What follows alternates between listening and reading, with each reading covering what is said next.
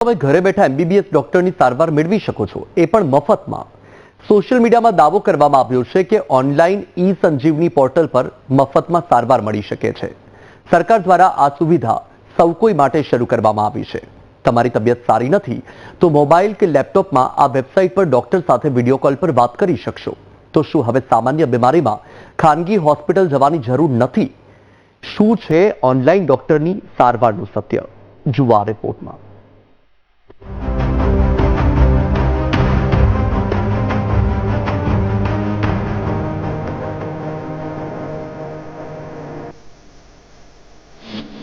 મફતમાં ડોક્ટર સાથે video call પર મળશે સારવાર। શું હવે વધારાનો ખર્ચ બચાવી શકાશે? વાયરલ મેસેજની શું છે હકીકત? સોશિયલ મીડિયામાં વાયરલ એક મેસેજને લઈને દાવો થઈ રહ્યો છે કે ઈ સંજીવની પોર્ટલ પર તમે મફતમાં સારવાર મેળવી શકો છો।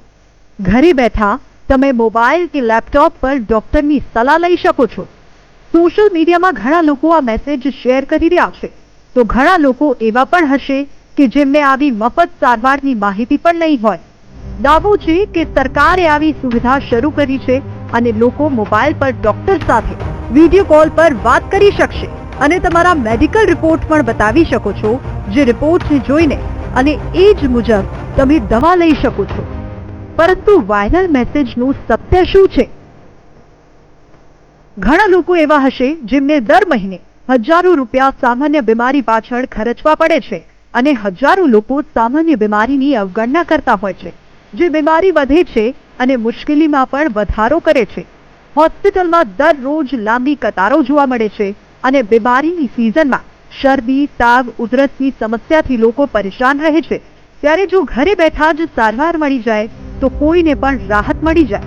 ઘરે બેઠા મફતમાં એમબીબીએસ ડોક્ટરની સલાહ મળે તે મુજબ દવા લેવાથી તમારો ખર્ચ પણ બચી શકે છે।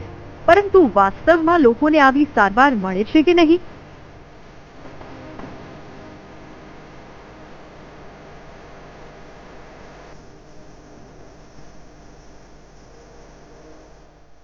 બીટીવી ન્યૂઝની ટીમે વાયરલ આ મેસેજની તપાસ શરૂ કરી અને સૌપ્રથમ તો ઈ સંજીવની વેબસાઇટને લગતી માહિતી મેળવવાનો પ્રયાસ કર્યો હતો। સરકારી મિનિસ્ટ્રી ઓફ હેલ્થના ટ્વિટર એકાઉન્ટ પર અમને ઈ સંજીવનીની માહિતી મળી હતી, જેમાં ઓનલાઈન ડોક્ટરની સારવાર મેળવી શકાય તેમ જણાવાયું હતું। 2020માં પોસ્ટ શેર થઈ હતી અને તેની જ નીચે કોમેન્ટમાં એક વ્યક્તિએ જવાબ પણ આપ્યો કે આ યુઝલેસ છે, એપ્લિકેશનમાં ઓટીપી નથી મળી રહ્યો। ત્યારે અમે પણ ઓનલાઈન ઈ સંજીવની પોર્ટલ પર તપાસ કરી અને ઓનલાઈન ખરેખર ડોક્ટર મળે છે કે નહીં તેની તપાસ શરૂ કરી। સોશિયલ મીડિયાના એક વિડીયોમાં દાવો કરવામાં આવી રહ્યો છે કે કેન્દ્ર સરકાર અને હેલ્થ મિનિસ્ટ્રી દ્વારા છે તે ઈ પોર્ટલ શરૂ કરવામાં આવ્યું છે કે જેમાં ઘરે બેઠા મેડિસિનની માહિતી છે, તમને પડતી જે બીમારી છે તેની માહિતી છે ઘરે બેઠા ડૉક્ટર સાથે ચેટ અને વિડીયો કોલ કરી અને મેળવી શકો છો। ત્યારે વીટીવીનું વાયરલ ટ્રુથ એપિસોડની અંદર આજે આપણે જે વિડીયો વાયરલ થઈ રહ્યો છે તેની હકીકત છે તે સર્ચ કરશું। આપણે પોર્ટલ ઉપર જ જે સંજીવની પોર્ટલ છે આ ઈ પોર્ટલની મુલાકાત કરશું, આ કેટલું કાર્યરત છે તે સમગ્ર માહિતી છે તે મેળવશું। સૌપ્રથમ ઈ પોર્ટલ છે તેને ગૂગલની ઉપરથી સર્ચ કરશું।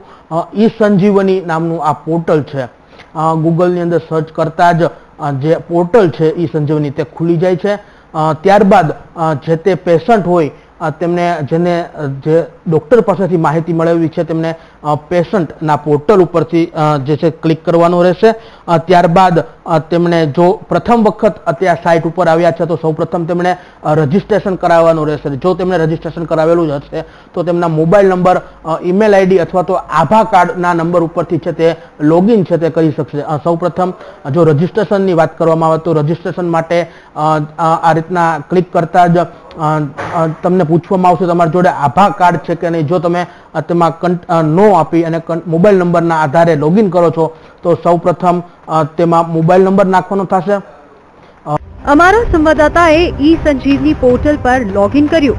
તમે પણ તમારો મોબાઈલ નંબર નાખીને વેબસાઇટ પર લોગિન કરી શકો છો, જે પછી આગળની પ્રક્રિયા હાથ ધરવાની રહેશે, જેમાં તમારું નામ, સરનામું એડ કરીને લોગિન કર્યા પછી તમારા નજીકના ડોક્ટરનો સંપર્ક કરી શકો છો। કન્સલ્ટ નાવ છે તેમના ઉપર કરવાનું રહેશે, જ્યાંથી તમને જે સમસ્યા છે તે કન્સલ્ટ નાવ કરતાની સાથે નવું એક પોર્ટલ છે તે ખુલી આવશે. અહીં તમારે જે તકલીફ છે, તમને જે દુખાવો કે જે તકલીફ છે તે અહીં જે છે તે બતાવવાની રહેશે. જોઈન્ટ પેઇન હોય, તાવ હોય, માથાનો દુખાવો હોય, શરદી હોય, તાવ હોય કે આવા અનેક જે તમને બીમારી છે તે અહીં છે તે બતાવવામાં આવશે. આપણે અહીં તાવ ઉપર સિલેક્ટ કરશું એટલે તાવ સિલેક્ટ કરતાની સાથે ઓટો જનરેટેડ છે તે અન્ય કેટલાક પ્રશ્નો છે તે તમને પૂછવામાં આવશે. તમને કેટલા સમયથી આ તકલીફ છે, કઈ કઈ પ્રકારની જે તકલીફો છે તે થઈ રહી છે, કઈ રીતના તકલીફો થઈ રહી છે, જે હાલ તમને પૂછવામાં આવશે. કેટલા, જો તમને શરદી તાવનું છે તો કેટલા ડિગ્રી સુધીનો તાવ છે તમને અહીં જોવા મળી રહ્યો છે, તે તમામ માહિતી છે તે અહીં જે છે તે હાલ પૂછવામાં આવશે. તમામ માહિતી ભર્યા બાદ છે તે તમને અહીં જે અન્ય જે કહી શકાય કે માહિતીઓ તમામ જે તમારું પાસ્ટ હોય કે પછી અત્યારની જે તકલીફ જે હોય તે તમામ માહિતી છે તે અહીં પૂછવામાં આવી રહી છે. તમામ માહિતીઓ છે તે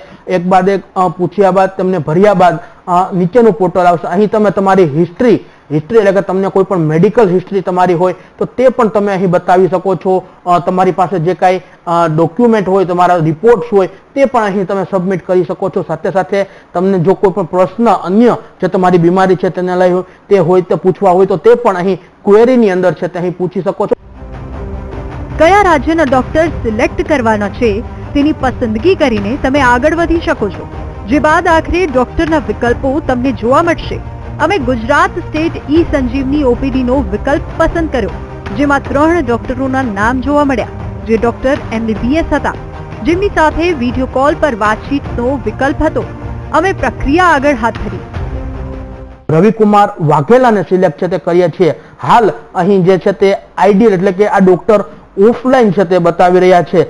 જો ડોક્ટર અહીં ઓનલાઈન હોય તો અહીં ગ્રીન ડોટ આવે અને ઓનલાઈન નો ઓપ્શન આવે છે, અને ત્યારબાદ તમે તેમની સાથે ચેટ અને વિડીયો કોલના માધ્યમથી છે તે વાતચીત છે તે કરી શકો છો. મહત્વની વાત છે કે અન્ય ડોક્ટર સાથે ચર્ચા જો સર્ચ કરીએ તો ડોક્ટર નીતિન ભગતની જો વાત કરવામાં આવે તો તે પણ હાલ ઓફલાઈન છે તે બતાવી રહ્યા છે. સાથે સાથે અન્ય જે હવે ડોક્ટર ઉપર ચાન્સ કરશું તો ડોક્ટર હરસુખ ગોહિલ છે, જે MBBS ડોક્ટર છે, તે પણ હાલ ઓફલાઈન છે તે હાલ બતાવી રહ્યા છે.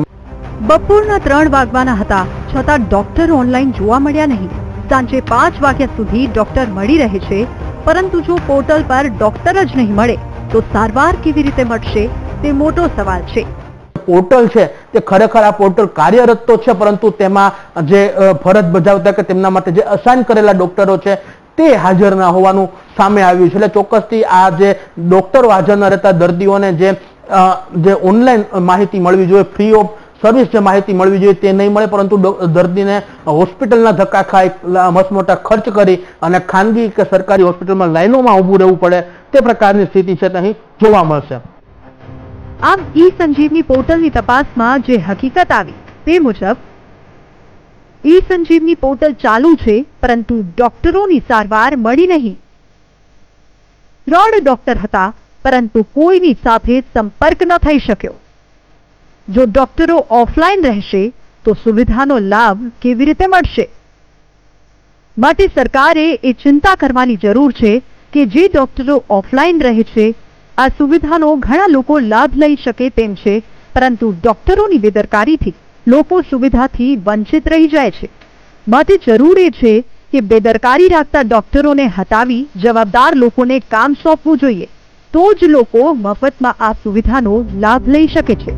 કેમેરામેન આશીષ ડોડિયા સાથે શુભમ ભટ્ટ, VTV ન્યૂઝ, અમદાવાદ.